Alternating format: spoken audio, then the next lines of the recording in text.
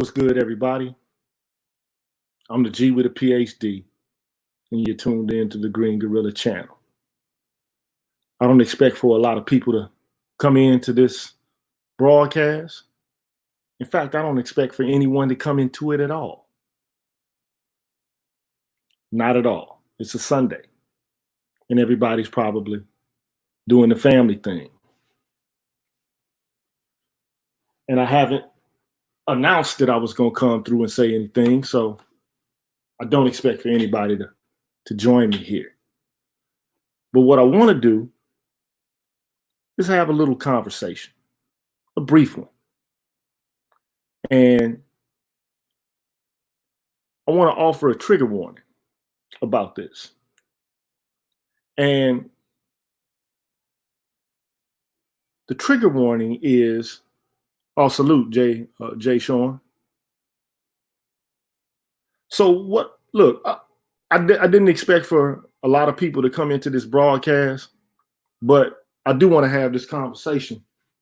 And I got some background noise going, so let me cut off the background noise and make sure. I don't think you could hear it anyway. What's up, man? Salute to you, my brother, Scott Peterson.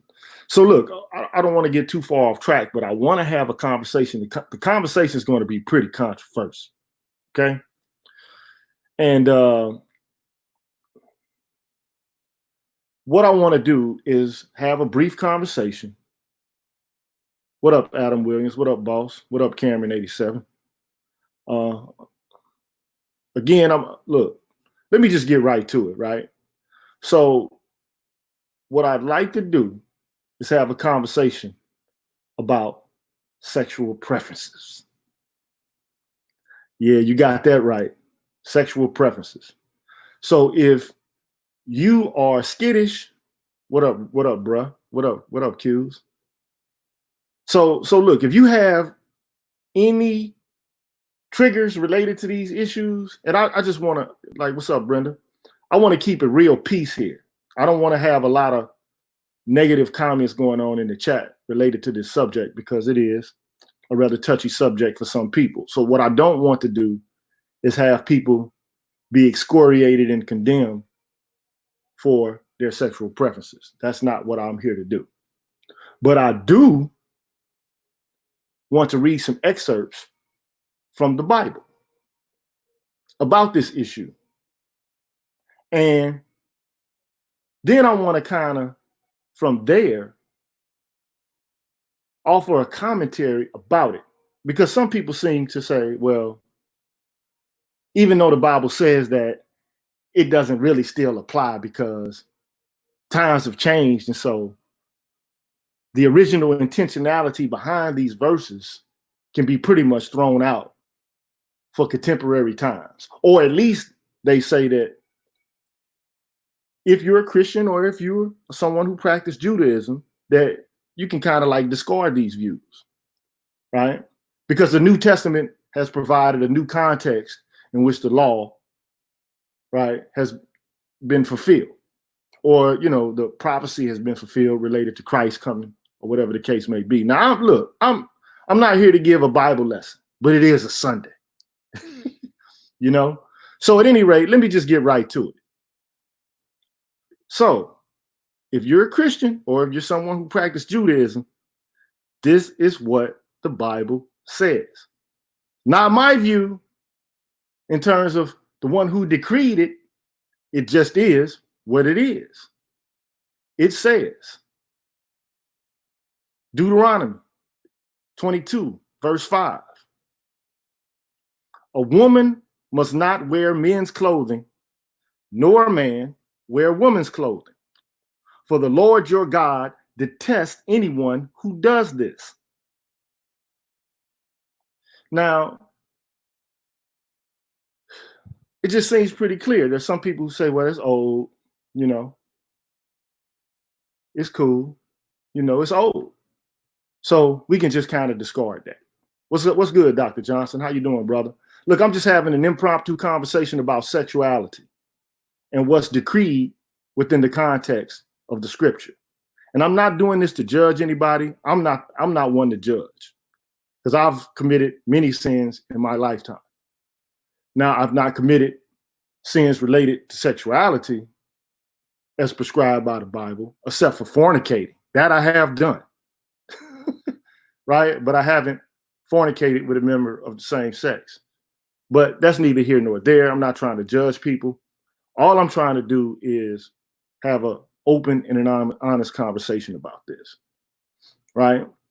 It also says, Leviticus 18, verse 22. Thank you, brother, for the donation. Do not have sexual relations with a man as one does with a woman. That is detestable. I didn't make it up. It's what it's said. That's what it said. Now, there's some people who come around and they say, well, we can kind of change this. We can switch this up, right? And then they also say this, well, you're kind of cherry picking, aren't you? You're trying to say that there are certain practices in the Bible that are prohibited, but there are other acts that people commit all the time that they don't see as being something that is breaking of biblical law. Like, for example, in Leviticus 19:28, you'll see, you shall not make any cuts in your body for the dead, nor make any tattoo marks on yourself. I am the Lord. So therefore, you can't have any tattoos, no crucifixes, no Jesus saves tattoos, God rocks on your body. Also, Leviticus 19:27. You shall not round off the side growth of your heads, nor harm the edges of your beard. So, no funny looking haircuts, right? You got Leviticus 11, verses 7 through 8. And the swine, though he divide the hoof and be cloven footed, he cheweth not the cud, he is unclean to you. So, when you go to McDonald's in the morning, can't get you a number 6 or a number 2 with the sausage patty, right? And I can't see y'all right now, so peace out to everybody who's in the broadcast. Also, there's Leviticus 15, verses 1 through 3. Lord said to Moses and Aaron, speak to the Israelites and say to them, when any man has a bodily discharge, the discharge is unclean. Whether it continues flowing from his body or is blocked, it will make him unclean.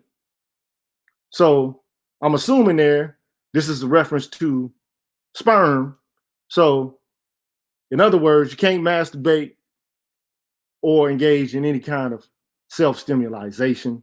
And even if you do at night, if you have a nocturnal emission, it is unclean, right? It also says, Leviticus 19:31, do not turn to mediums or spiritists. Do not seek them out to be defiled by them. I am the Lord, your God. So here, if you're a Christian or someone who's practiced Judaism, it articulates no horoscopes, no psychics, no fortune tellers, none of that, right? Also, it says, Leviticus 19:16, thou shalt not go up and down as a talebearer among thy people. In other words, don't get to gossiping. Don't get to telling other people's business and pointing fingers at people and looking at their lives and their actions or their relationships and say negative things. That seems to be clearly articulated in Leviticus as a sin, right? And it also says, for all you guys who got green thumbs and gals who got green thumbs out there, it says, keep my decrees, do not mate animals of different kinds, nor should you plant in your field with two kinds of seeds. So, I mean, look, so there are people who are going to make the case that you're cherry picking if you are arguing that these kind of acts are permissible, but the sexual acts are not, right? So some people say the Old Testament is pretty much outdated. And so thank you, everyone who's making donations. I appreciate that. Ken Dog, thank you. NEU, I appreciate it. So I'm just doing this impromptu. This is a live broadcast. I really didn't expect for anybody to come in at all. But so those are like, I haven't even gone into what I want to finish going into here. in relation to Leviticus. So you get that in Leviticus before 20. But it's funny though, because there are a set of laws in Leviticus 20 that bring about a penalty, that which is death. And I'm looking at it, and let me just offer a disclaimer here. I am not in any shape, form, or fashion promoting and endorsing or encouraging the death of anybody at all in any way, shape, form, or fashion. So do not use this broadcast as a means by which to say that's what I'm promoting, because I am not. But I am, however, just quoting the scripture. If you are a Christian or a Jew, this is what it says. Leviticus 20, verse 7. Consecrate yourselves and be holy, because I am the Lord your God. Keep my decrees and follow them. I am the Lord who makes you holy. And here's a list of things, of offenses that are punishable by death, according to Leviticus 20. Right? It says, verse 9, anyone who curses their father or mother is to be put to death. Because they have cursed their father or mother, their blood will be on their own head. Man. I mean, have any of you gone off on your parents and said something disrespectful to your mothers or fathers? That would be a crime or a violation of moral law related to Leviticus that would be punishable by death. It also says, verse 10, Leviticus 20, if a man commits adultery with another man's wife, with the wife of his neighbor, both the adulterer and the adulteress are to be put to death. Wow. Now, I'm not, clearly, this is a bad offense related to the scripture. So if you're a Christian, somebody who practices Judaism, that seems like something that is proscribed emphatically. It also says, if a man has sexual relations with his father's wife, he has dishonored his father. Both the man and the woman are to be put to death. Their blood will be on their own heads. If a man has sexual relations with his daughter-in-law, both of them are to be put to death. What they have done is a perversion. Their blood will be on their own heads. It also says, if a man has sexual relations with a man as one does with the woman, both of them have done what is detestable. They are to be put to death. Their blood will be on their own heads. Now, again, I'm not trying to argue in any shape, form, or fashion that any punishment should be meted out by any individual who's listening to this broadcast, or anybody who's not at all in any shape, form, or fashion, because I believe that, people are sinners. That's just what they are. People are not perfect. They're imperfect. And so you shouldn't attack persons. You might look at them askance for some of the things that they do. You might evaluate or judge or assess their characters based on what they do. But I was raised in the faith-based tradition of Catholicism, and I was told that you should forgive. People should always be forgiven for what they do, right? And don't judge lest ye be judged, right? But coming up as a young boy, I was confirmed a Catholic in the 5th grade, which I think is way too early to confirm anybody in any faith-based tradition to begin with. But, it is what it is. So then I came to find out that a lot of these Roman Catholic priests were engaging in questionable behavior. I mean, we all know of stories in which young boys have been molested by Roman Catholic priests. That, to me, is an abomination. How could you consent to, if you're a child, engaging in any kind of sexual act whatsoever? I think that that's morally improprietous. But that's just my opinion. I'm pretty sure most of you would agree. Because a child cannot consent. They can't give expression of choice in the same way or express volition in the same way that an adult can. And I'm just having this conversation because recently we see people in the public who are supposedly having been engaged in certain acts, and then there's a kind of proliferation of a certain set of principles and norms or ideals and culture that, you know, are supposed to be acceptable now as opposed to in the past. And these very same people profess to be Christians. So one has to ask the question, are they twisting scripture to fit their own desires? Is that permissible? Is that acceptable? And I've only quoted thus far from the Old Testament, so one could argue, okay, well, that's Old Testament, so that's old. The Lord has fulfilled a different kind of prophecy. Well, has fulfilled an older prophecy, and so those old laws are no longer necessary, right? So we don't have to worry about those laws anymore. All we have to do is worry about the new laws prescribed by the New Testament. But then there's a funny verse, a set of verses, which are put forth in the New Testament. I'm referring to Romans chapter 1, verses 24 through 31. And it says, therefore God gave them over in the sinful desires of their hearts to sexual impurity for the degrading of their bodies with one another. They exchanged the truth about God for a lie and worshiped and served created things rather than the Creator, who is forever praised. Amen. Because of this, God gave them over to shameful lust. Even their women exchanged natural sexual relations for unnatural ones. In the same way, the men also abandoned natural relations with women and were inflamed with lust for one another.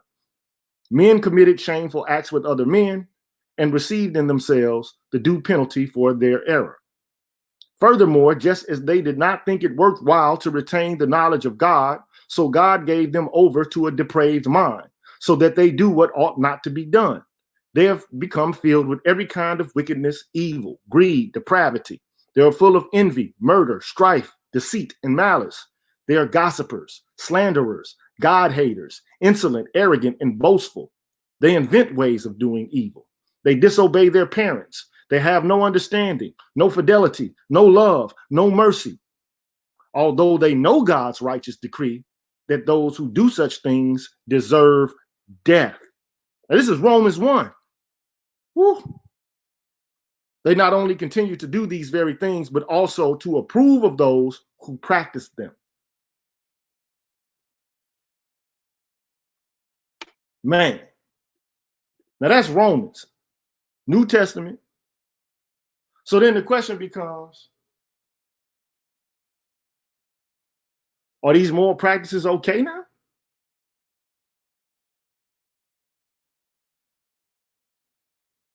I mean, just think about this. I want you to think about it. Currently, there's a segment of persons in the Black political community who subscribe to the promotion of the very things which the Bible proscribes, says you can't do it. Don't do that. Do not do that. And that these actions are punishable by death. It's not like breaking a dietary law. I mean, there's no prescription for death for dietary laws. But there is a prescription for death for violating these other laws. Like, there are certain acts punishable by death in the context of the Bible. Now, I'm not one to advocate the proscription of any kind of acts. I mean, you do what you want to do. I'm not here to judge anybody for anything. Do what you want. But then the question becomes, and I saw something recently, and it was really shocking to see it. Because now in Illinois, it is law.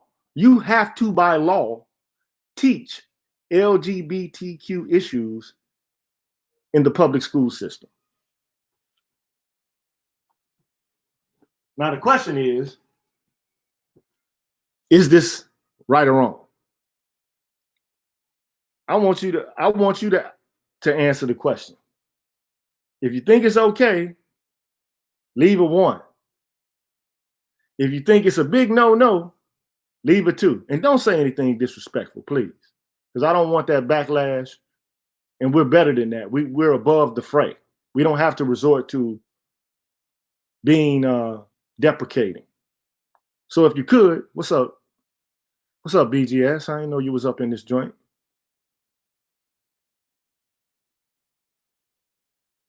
Come on now, leave me with some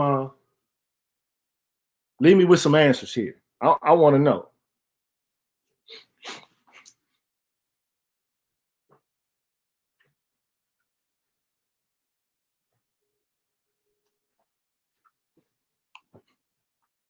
Somebody who put 2. I guess he mean no. So look, this is one thing I do know. I know that the vast majority of persons in the Black community are Christian. That's their religious background. That's a faith tradition. But then I also know that Christianity is a religion that was given to us by slave masters.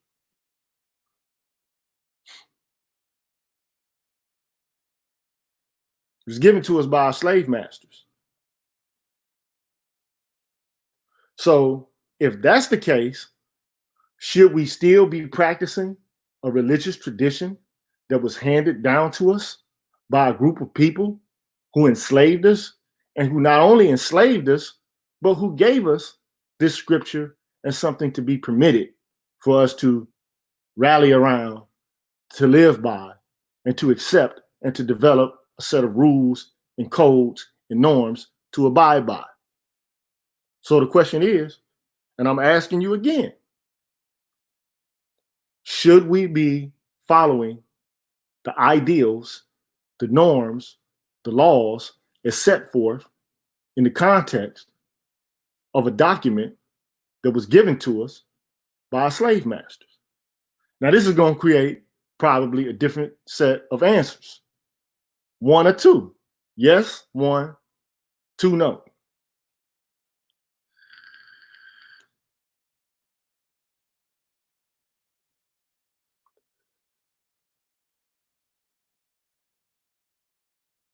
Come on, 1s and 2s, baby. I see any of you say no. I mean, it's okay. Whatever you say.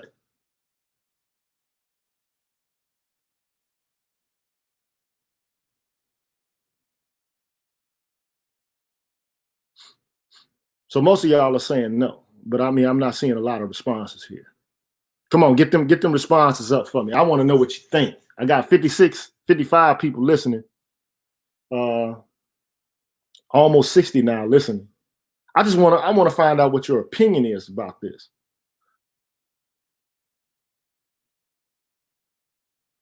Yeah, there is no wrong answer. I'm not going to sit here and go off on people and like BGS says, it's not for me to try to convince you of anything.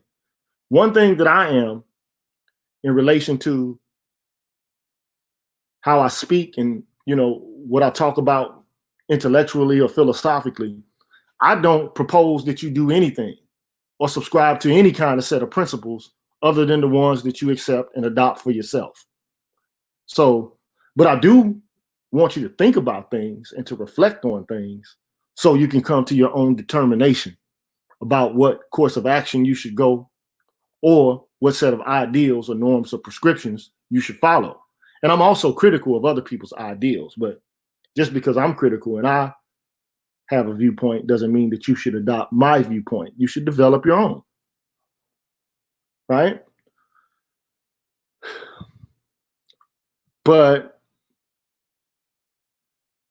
even if it is the case that you don't follow the norms of Christianity explicitly, You were born and raised in a culture and in a community that is centered around a Christian ethos. So how is it that you're going to be able to escape it? How can you even move beyond it? How can you get past it? If it's part of your culture in which you've been deeply immersed, you've been thrown into it, how can you even possibly escape it?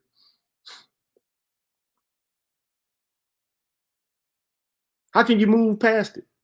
How can you develop your own thoughts and your own values and your own norms when these norms are the ones that have been handed to you since you were a young buck?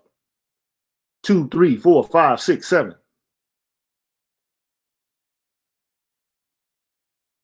He says, if you have to revise anything, it wasn't that great to begin. Right? If you have to revise anything, it wasn't that great to begin with. I take it that you're having a conversation in the chat room and that somebody says something to the effect that the Bible's been revised. But you do know, though, there is a faith-based tradition centered around Christianity and the Bible that demonstrates and illustrates that the principal characters contained therein and the laws and the values and the views being expressed within the context of the Bible don't have their origin in Europe.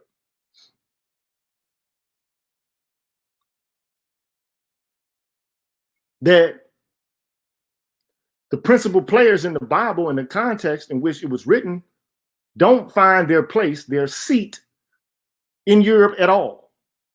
And that your reception of Christianity in its current incarnation, this manifestation, is really something that was given to you by Europeans, but they got it from somewhere else themselves. They're not the authors of that tradition.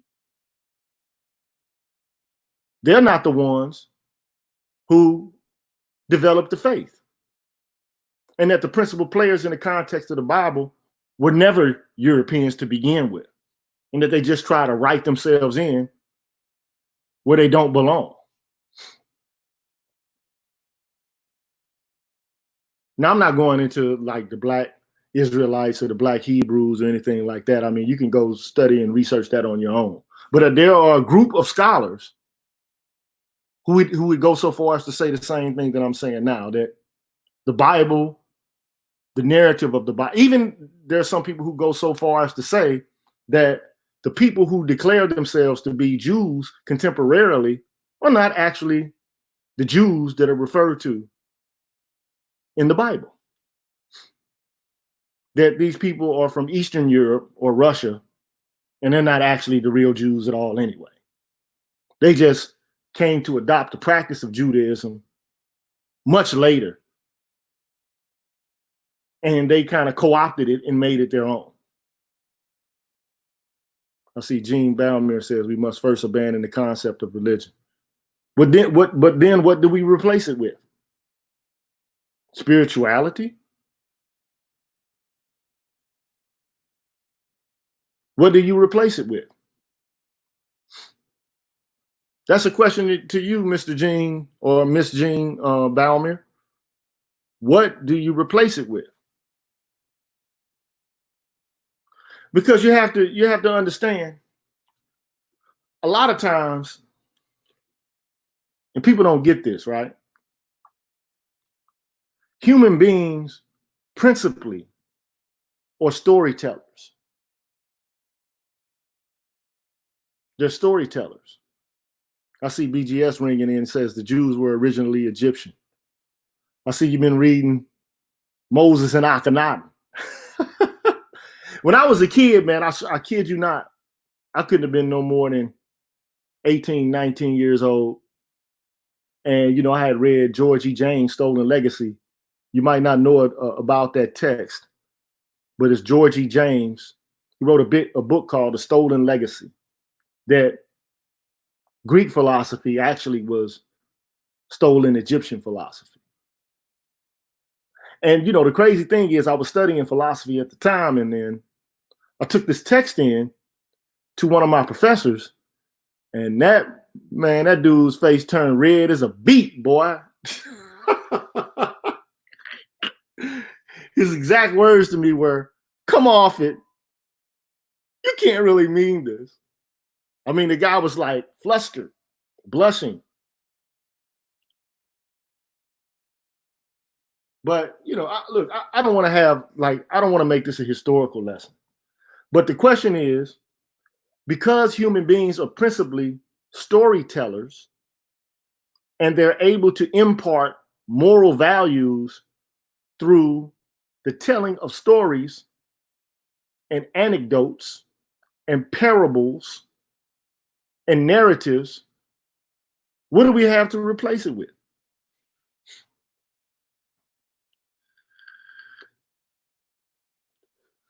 If you think this religion is a grafted religion and that the views and the ideals contained therein are foreign, what do you replace it with? What stories and narratives do you give children? What values, what practices, what norms are the kind of norms that you want your children exposed to from the outset of an early age? What do you want them to learn? Rogan says build some new ones.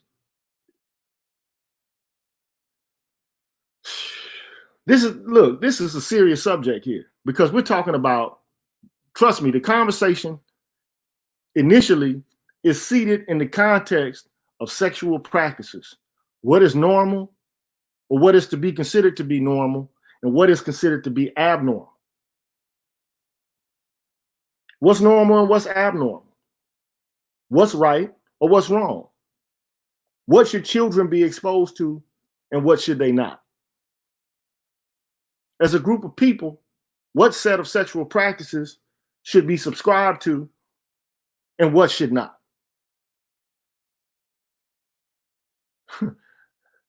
Adam Williams says, man and woman is normal, bro.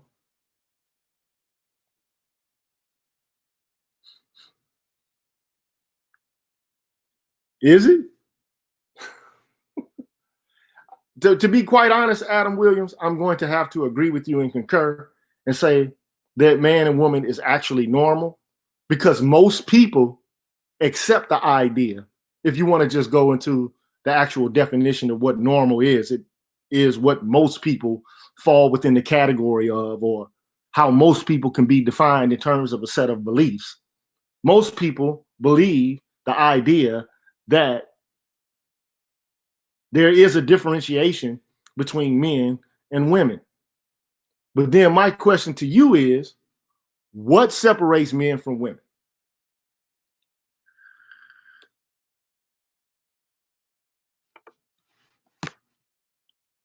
I want to know the answer to that question. What separates men from women? Please answer it for me. Because nowadays, what's down is up, what's up is down. What has been considered to be normal for millennia has come to be seen or perceived as oppressive. So what is it? How do you determine that there's a difference between men and women?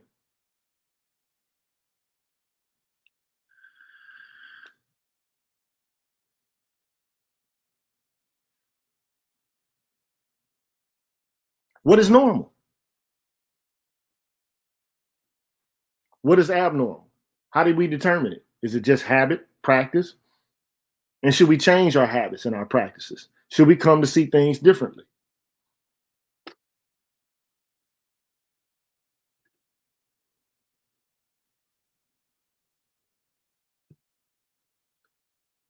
I mean, I'm serious here, man. So, sexual organs is how we're supposed to determine the differentiation between men and women. Is that it?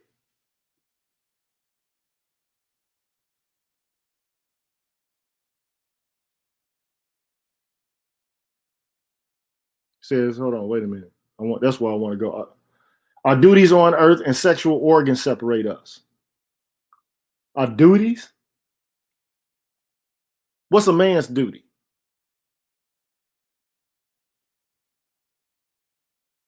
Julian says we have different chromosomes too.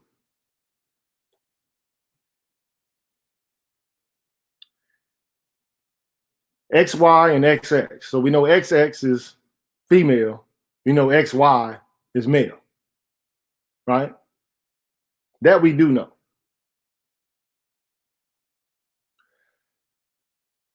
So do you think that the Bible is right as it pertains to, in my view, I will say this. This is just my opinion. I think there's a functional difference between men and women. I put this on one of my older viewpoints.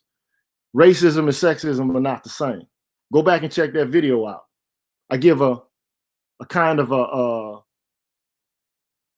a description of a woman from England, a white woman at that, who makes this distinction between racism and sexism and how the two aren't qualitatively the same, that they have a far different impact that is pretended by those persons who consider themselves to be feminists. But notwithstanding any of that, there's a functional difference between men and women. What's the one thing that women can do that man can't do?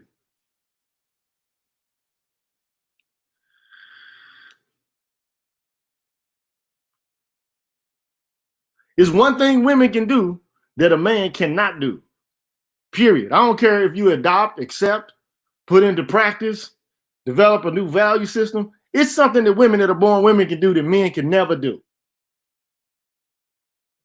What is it?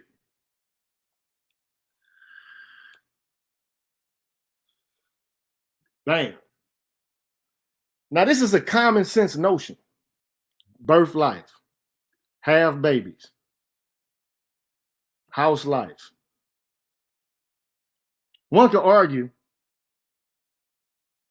that only women can give birth. Only women can gestate a child in the womb and give birth to a child. Only a woman can do that. Only a woman can do that. So is it wrong to put forth the idea that, is it wrong to put forth the idea that that's the definition of what a man and a woman actually is?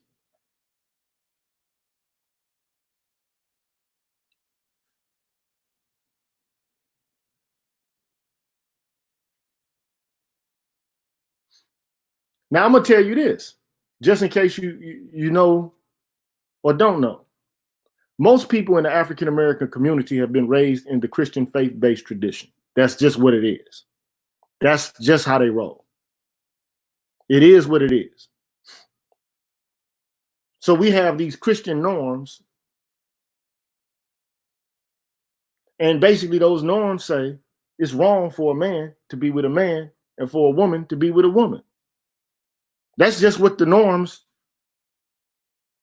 that's what they express in terms of Christianity or Judaism or even Islam, all the major Abrahamic religions. Are these religions right on this score, or are they wrong? Number one, if they're right. Number two, if they're wrong.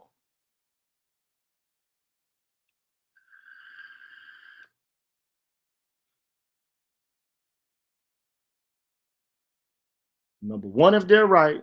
Number two, if they're wrong.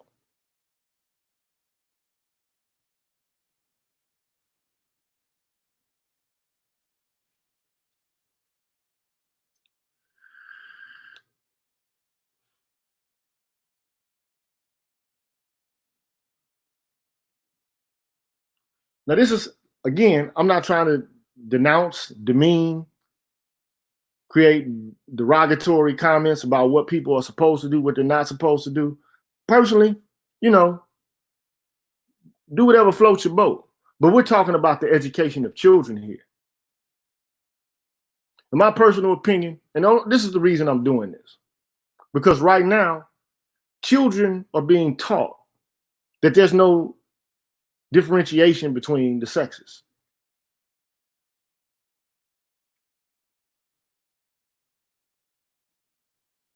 Bottom line, we're being taught that gender is fluid and that gender is just merely a byproduct of socialization.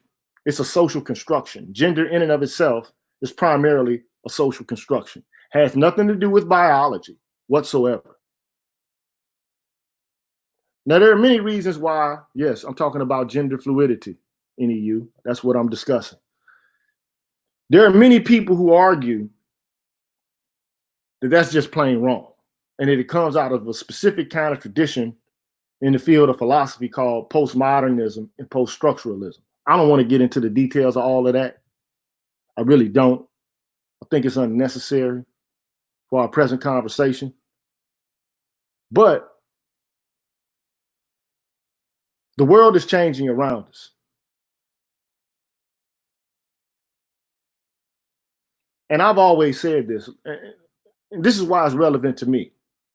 You got a group of, now, first of all, how many people would you perceive in our culture at the present moment as being gay? How many people, what's the percentage of the population that you think in America right now are actually gay?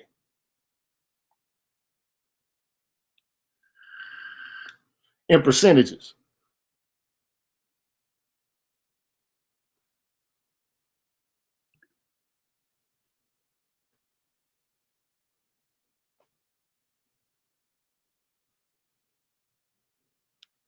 Less than 10%.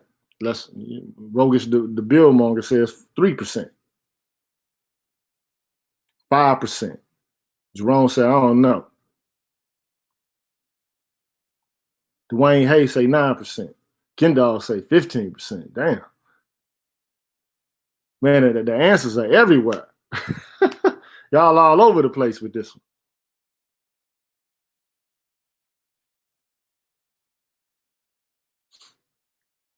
Y'all are all over the place with this one.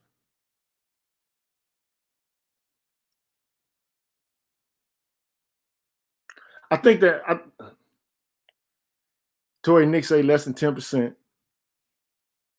Let's err on the side of caution here.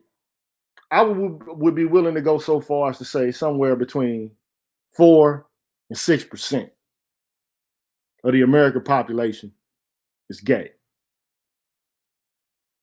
How many Americans are there?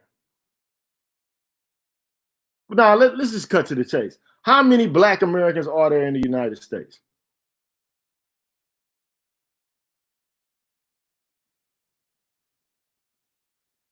He said including bisexual. How many African Americans are in this country, man?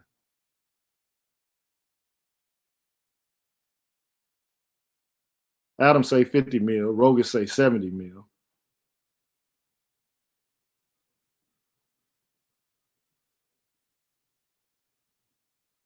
Michael Cavendish says 44 mil.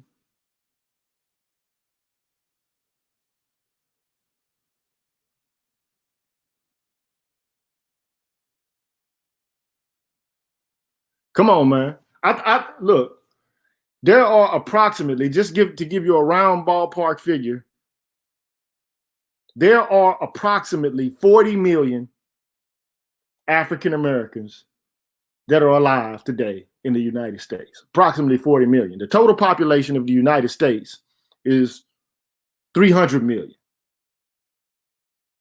I'll just use that as a round ballpark figure. About 300 million.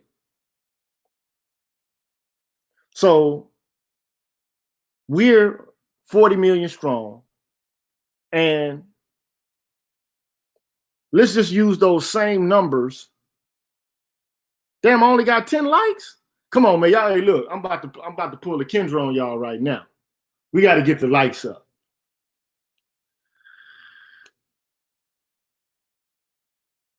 Tell me if they got the likes up, man. I only got 10 likes. The likes, like they said, the likes are free. You ain't got to spend no money to like the video. You can go back and unlike it at some future time. But for the present moment, you got to like the video, man.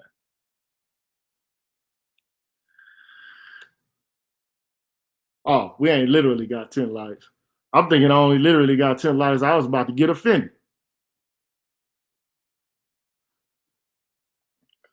So anyway, if there are only 40 million Black people in the United States, and the general percentage of African Americans that are gay can be representative of what is representative in the population overall, what's 4% of 40 million?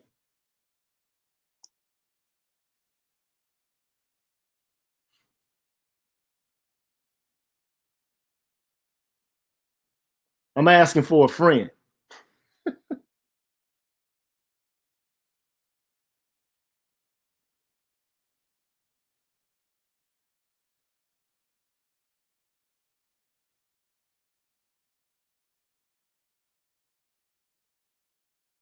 I can tell you right now, it's 1.6 million. So out of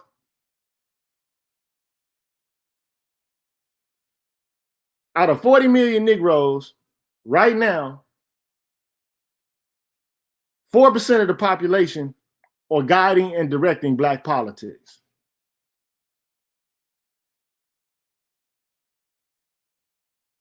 Okay, it ain't no bad, Doc Johnson. Ain't no bad. This is what I'm trying to get across right now. Look, I don't care what people do with their bodies. You can do what you want to do. It's your thing. You can do what you want to do. I can't tell you who to sock it to. Do whatever you want to do. Do whatever you want. But how can 1.6 million out of 40 million, their agenda be the paramount agenda of the Black community? And if they have an agenda, I'm not saying that they shouldn't have an agenda for themselves. They should be able to have their own agenda. Do what you want. Do what you want. But how is it possible for 1.6 million out of 40 million Negroes to have the paramount agenda in the Black community?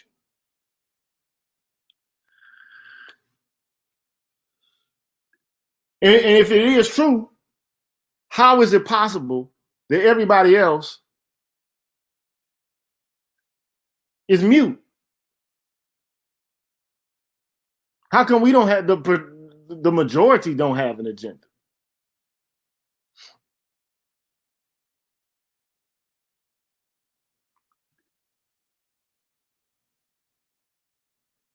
I think my friend HII scholar, high scholar, I think he's on the right path here. Basically, their association with the white LGBTQ community. You said muted, not mute, brother. Anyway, their association with the white LGBTQ organizations, academia, etc., is the reason for which you see this proliferation of the LGBTQ agenda. Now, look, I believe people, should be able to have their own agendas. They can do whatever it is they want to with their bodies. It's not for me. I don't judge lest I be judged. I don't condemn because I don't want to be condemned. Okay? But what I have a problem with is that this agenda becomes the paramount agenda, and then other members of the Black community are kind of being marginalized and decentered such that their viewpoints, their ideas, and their concerns are not able to come to the fore. And I'm going to talk about this tomorrow because I'm getting back down on this platform tomorrow, and I'm going to have a conversation about this. I'm going to talk about cancel culture. We're going to have a deep conversation about it because what I want to do is get to the origins of cancel culture. Where does it come from? How did we get here?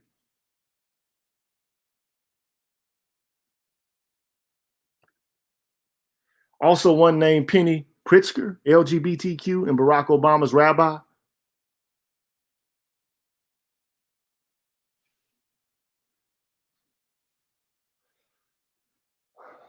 Look, we live in different times. The times are different now. And I don't ever see it going back to the way it once was. But one thing I do know, you have to be very mindful of this fact. People think that this reality is determinate, that it is going to be this way forever, that this reality is the only one that exists. There are no alternatives. There are no other possibilities.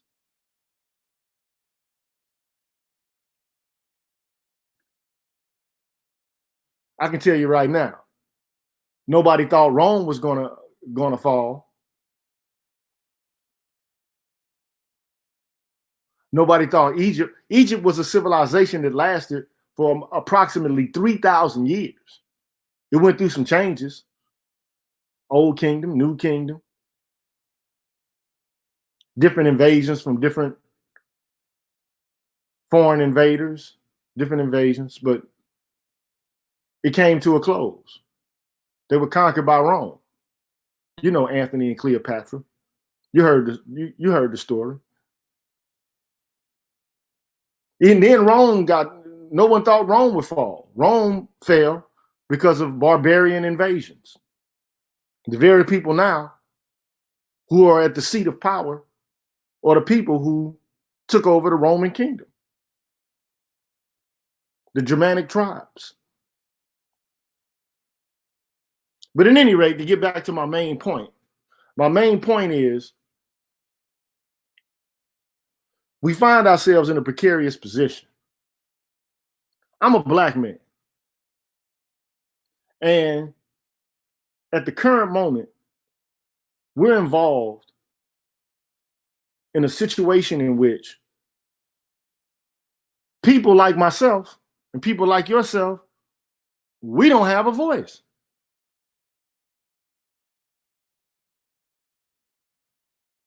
And if we use our voices, we're being told we ought to be quiet because if we're too loud, if we say too much, we're being heteronormative, and that's oppressive.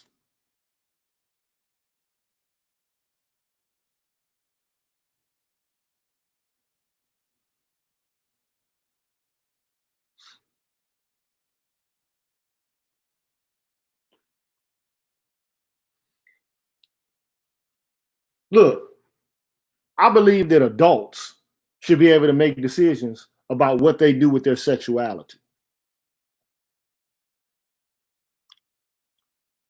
I don't know if kids should be sexualized so early, but that's just my opinion. I don't think little kids, as they sit in K through eighth grade, should be given long lectures about how it's okay for them to kiss girls and to kiss boys if they're boys, or to kiss girls if they're girls. That's just my opinion.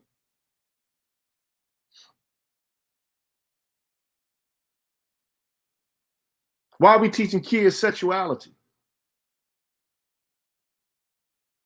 But right now, I mean, the agenda's already been set.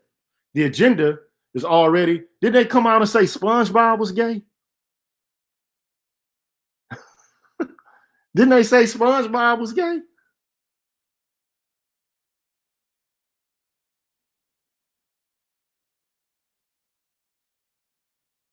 Didn't they say that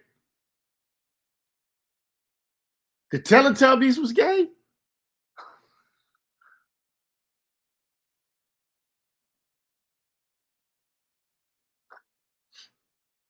Now, look, people should be able to do whatever they want to do. But is this a lifestyle that we should be pushing on kids? Just even in the conversation related to the number of people. Now, one could argue, okay, so put it this way. Let me flip it back around and play devil's advocate. Let me play devil's advocate. Okay? Do you think African American history should be taught in the school system?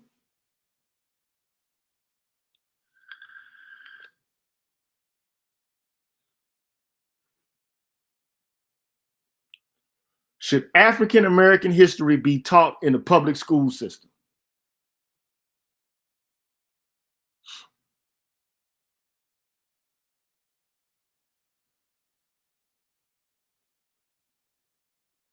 I'm playing devil's advocate with you now.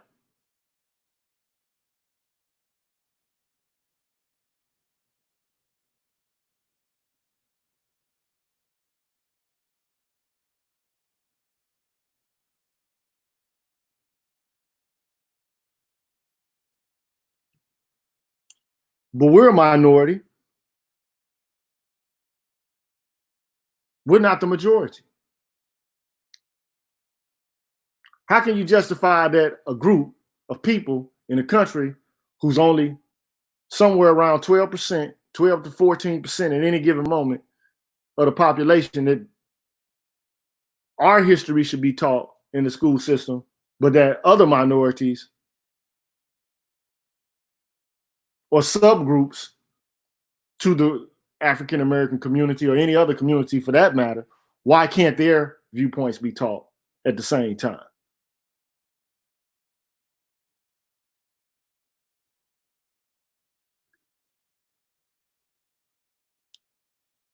What's the difference?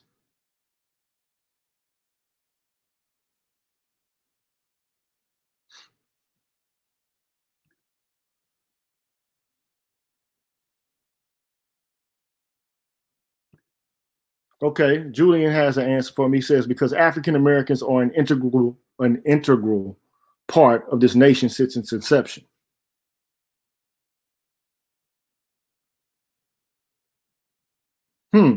Is that the only reason?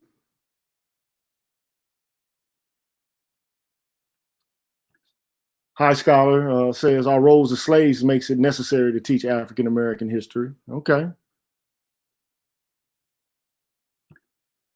Difference is one of preferred lifestyle, the other is not.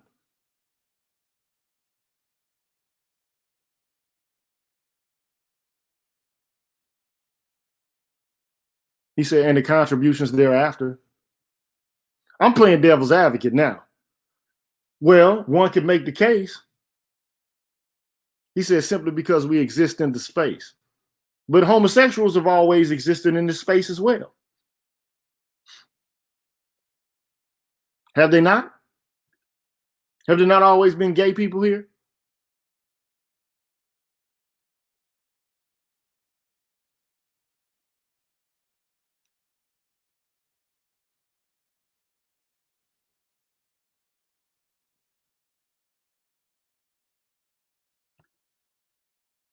Uncle Fire, in Uganda, we have many single sex schools. In the same schools, you find stories of gay students.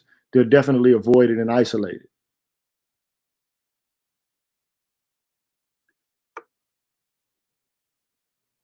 Look, Uncle Fire, I thought in Uganda, homosexuality was outlawed. I thought it was against the law.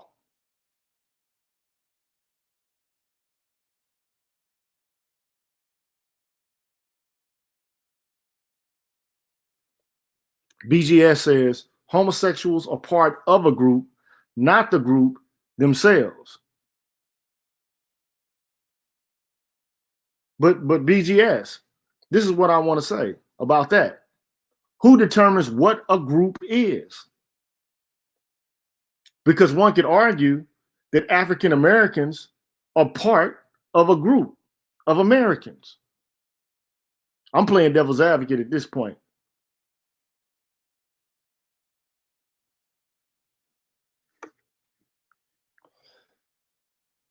Who's to determine what agenda should be pushed? Only the agenda from the majority or the agenda from the minority? These are complex issues. These are complex issues. You know how I know? First of all, let's just be honest. and this is going to sound like kind of callous, but you know what buck breaking is.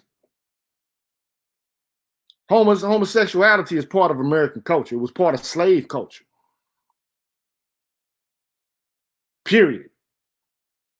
There's a book that recently came out called The Delectable Negro. I haven't read it yet, but it talks about how black male bodies were sexually objectified by other men. And you do know that in war, quite often, men are raped. They're emasculated. You do know that, right? Like, have you seen like what happened at Abu Ghraib in Iraq after the Gulf War? How they sexually molested Muslim men? I mean, violated those men.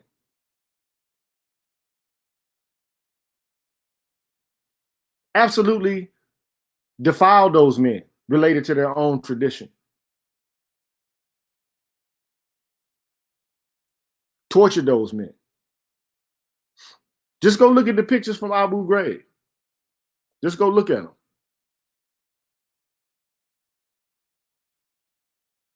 But the larger point I'm trying to make is, look, what I don't want to do is to deny the humanity of people who are members of the LGBTQ community. I don't want to do that. That's something I don't want to do. But at the same time, as a heterosexual black man, I don't want to be drowned out by them either. Especially as it pertains to issues that hit near and dear to my own heart. Because I can tell you this, when you see black men dying, but then the first person that has a mic pushed in their face is an individual from the LGBTQ community who wants to decenter black men, I got a problem with that. That's what I have a problem with. I have a problem with people who already consider persons like myself privileged, although I live in a culture that doesn't seem to privilege me very much. I don't feel like I have very much of a voice at all. I feel marginalized. I feel excluded from the outset. So I'm pretty sure I'm not the only person who feels this way as a black male, especially a heterosexual black male. I don't feel like I'm privileged, like I have an immense amount of power, like I have the capacity to direct and control the actions of the various members of my community in any way whatsoever. I don't feel like I necessarily have backwards values as it pertains to women, members of the LGBTQ community, or any other community. I don't feel that way. I know people who are gay, and I've treated them respectfully. I haven't punched, slapped them, beat them up, tried to deny them possibilities, made them choose this way or that way, X or Y. One of the members of my family are gay. I have several friends who have children that are gay, and I treat them respectfully every time I come into contact with them. But the question becomes, should the politics of that community be paramount and supersede the politics of other members of the black community? Because right now, it seems like we're in a situation in which there's a lot of divisiveness and a lot of vitriol being hurled at people who are heteronormative. We're perceived as oppressive, meaning that we're preventing people from being able to be themselves and to thrive and to flourish and to function and to blossom into who they are fully in this culture.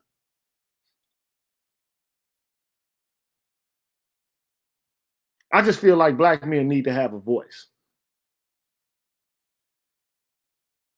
I feel like we need a voice, and I feel like our voices have been cut off. And I feel like most of the members of the black community, even though we are a progressive community. A lot of times we get stigmatized for being backwards. like black men are the white people of black people. Like we're walking around with machine guns and machetes like Boko Haram, forcing black women to get in line or either get mutilated or be subjected to gang rape. For the most part, black men have pretty progressive attitudes as it pertains to ideas related to what women can and they can't do.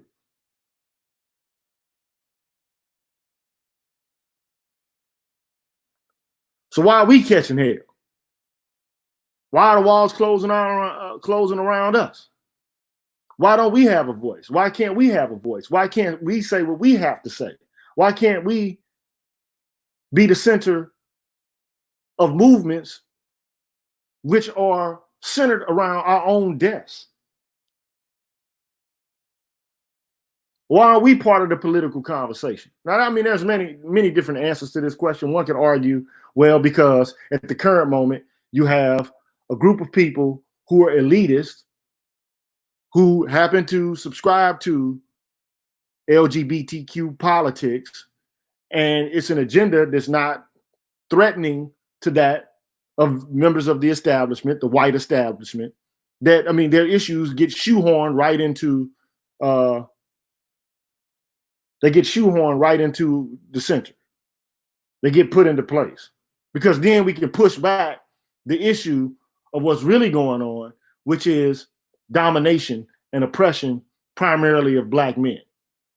We can forego that conversation. All we got to do is say, okay, well, there's another group who's more oppressed than this group, and we're going to use intersectional theory and sexism as a means by which to articulate that fact.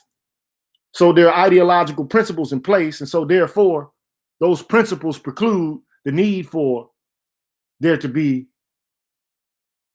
a strong black male voice, because that voice in and of itself would cloud out, marginalize, and decenter the others. So it's a reactionary kind of movement, one could argue. All I want to do is to be able to live and to have a voice and a say just like anybody else from the black community. If I have the innate skills and the capacity to be a leader, I don't want to be pigeonholed into a category as regressive just by the fact that I have a penis and that I walk around like I'm a male and because I'm masculine. I don't think there's anything wrong with that. I think we've arrived at a point at which these debates are old, they're stale. That's just my opinion. I don't know how you all act in your life. I don't know how, you treat the people that you come into contact with, but I consider myself to be fairly progressive. I don't tell people what to do, male or female, gay or straight, white or black, yellow or brown. I pretty much get along with everybody. Have always got along with everybody. And I don't want to jam my viewpoints down anybody's throat. But I do want to be able to have a voice. And I feel at the present moment, I don't really have a voice. And I want to be able to challenge people's ideals and theories and ideologies. I want to be in conversation with, I want to interrogate others' viewpoints, and to do so without being demonized, without being labeled, without being categorized as someone who's violent, a homophobe, a transphobe, or some other kind of negative epithet that allows a group of people who are bloodthirsty to cancel me.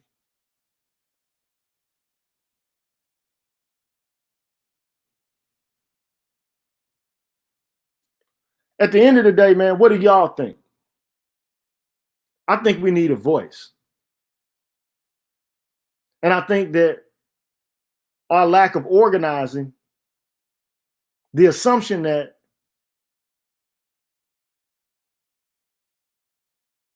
I'm telling you, this has been 60 years in the making, in case you didn't know. So how quick do you think you're going to be able to turn this ship around? This is the Titanic. it ain't gonna be easy to turn the Titanic around. I can tell you that right now. You ain't gonna just turn this around. It ain't gonna be immediate.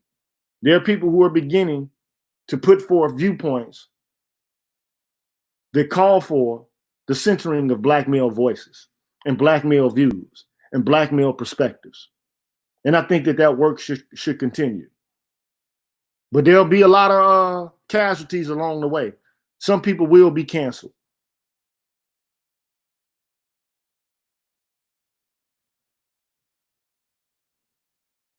Some people will be canceled along the way.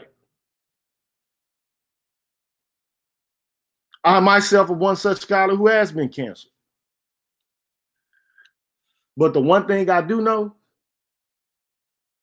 is I am not canceled until I don't have the capacity to talk to y'all. That's how I know I'm not canceled. That's how I know I can't be canceled. As long as I still have a voice, as long as I still have the ability or the capacity to have input and to teach, because this is a better format for teaching than I even think the format is at the university. Because this stays set in stone forever, provided that YouTube decides that they don't cancel.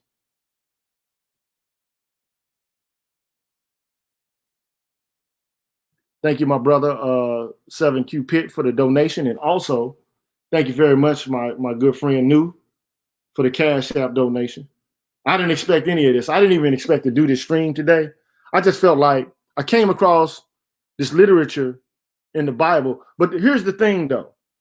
And this is the one thing I want to put forth before I go and close out today.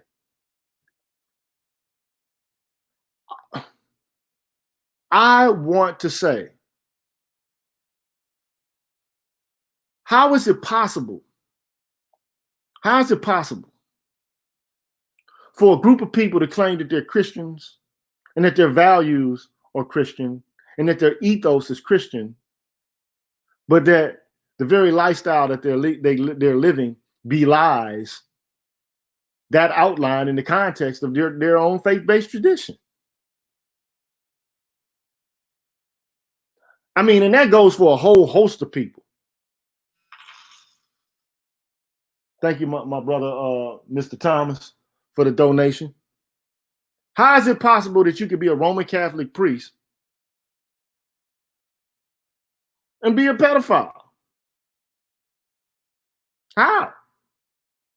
How can you be responsible for my spiritual guidance, but you're being led by your sexual desires, which you're supposed to have sublimated by your devotion to Christ?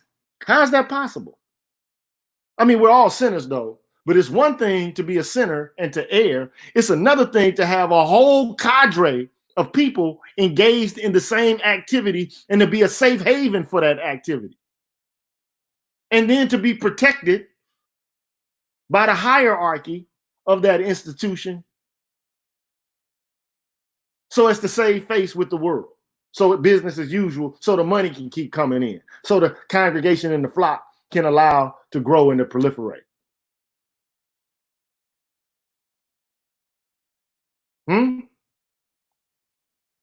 How? How can you at the same time be an advocate? Let me tell you something. There are some people who are against the idea that homosexual sex is normal. They consider it to be abnormal and perverse in relation to Christian scripture. That's their viewpoint. They think it's abnormal. They think it's wrong. Now, I don't know what you think is wrong in relation to that, but I know what is wrong: having sex with little boys, 6, 7, 8, 9 years old. That's wrong to me. That is wrong. That's absolutely wrong to me. There ain't no way you're going to be able to justify that to me. And also, one could argue you got to be consistent in act and speech. If you claim to be someone who is an adherent to a set of principles, a set of practices, a set of rituals, and a historical tradition, how is it possible for you to be an advocate of that tradition and at the same time to not operate by its principles?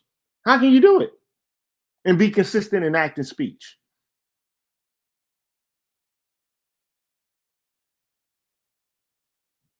I mean, look, I can come either way with it. I mean, I can make arguments because I'm trained to argue, but at the end of the day, nobody's perfect.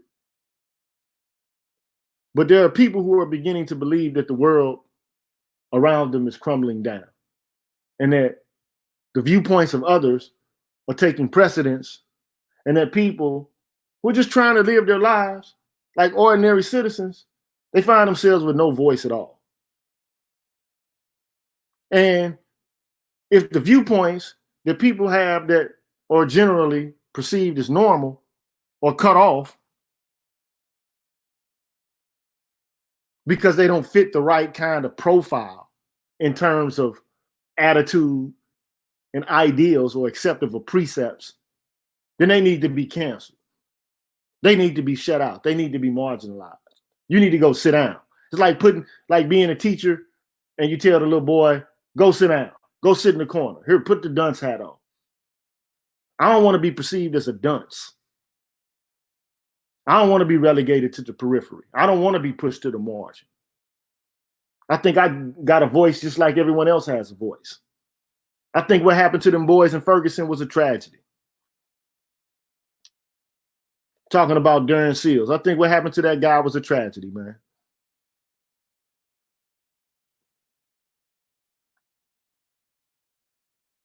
Danye, I think it was a tragedy what happened to them guys because they didn't fit the right kind of profile that their lives, their contributions to this movement have been erased. Effectively, they have been canceled because they haven't been written into the story.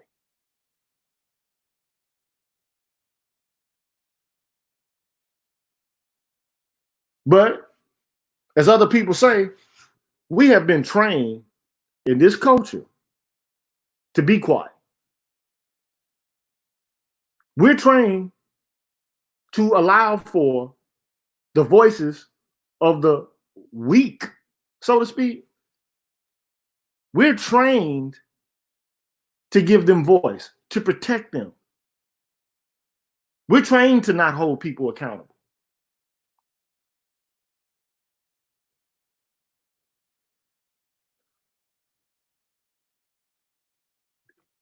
Care to expound, Mr. High Scholar?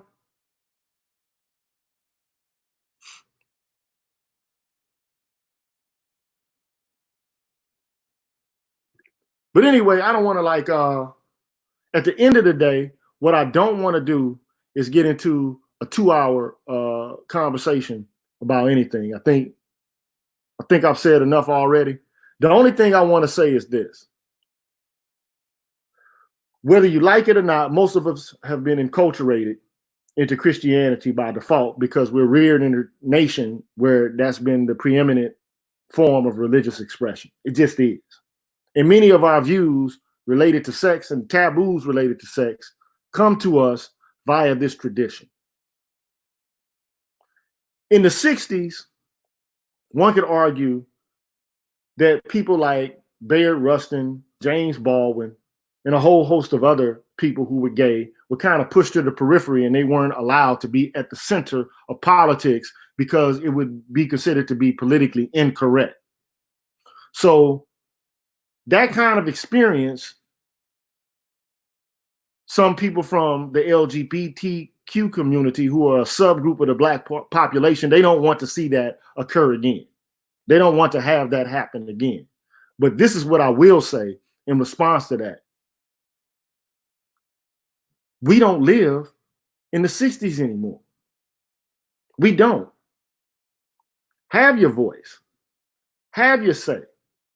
But while you're having the say that you're having, don't commit the same kind of sins that you were at the self same time an objector to. Don't engage in the same kind of politics that you once derided. And I think that that's what's happening now. And I think that's disingenuous. And I think it's wrong. You can't say it was wrong for this group, this subgroup of people from the African American community to be decentered. So now we're going to center ourselves only. That's not consistency in act and speech. That's all I got to say about that. So tomorrow, I'm going to come and we're going to have a conversation about cancel culture. I'm going to express my viewpoints about it. And it ain't too late. You can still hit me on the Cash App or the Super Sticker if you do feel so inclined. But I'm going to begin to wind it down. I think we need to have a conversation about cancel culture. Because to be perfectly honest and to be quite frank, I think, and my argument is going to be, that the initial recipients of cancelization were Black men. Although the language may have been to cancel patriarchy, that wasn't the initial. That wasn't the initial group impacted most profusely and most profoundly by politically correct culture. It was Black men. So, to my friends out there in the YouTube community, I'll holler at you. Thank you very much, BGS, for moderating this conversation, and any of the others. Dr. Johnson, thank you. And again, what I don't want to do is make this broadcast a broadcast, one in which I'm trying to dehumanize or stigmatize any member of any community whatsoever. I don't want that to be what this is. But I do feel like at some point, we need to be in conversations with people from that community, because right now they've painted themselves into an ideological corner where everything we say, because we don't agree with what they're doing or what they say, becomes violent by default. That shit ain't gonna last. That shit ain't gonna fly. So, peace to y'all, fam. I'll holler at y'all later. One. See you tomorrow.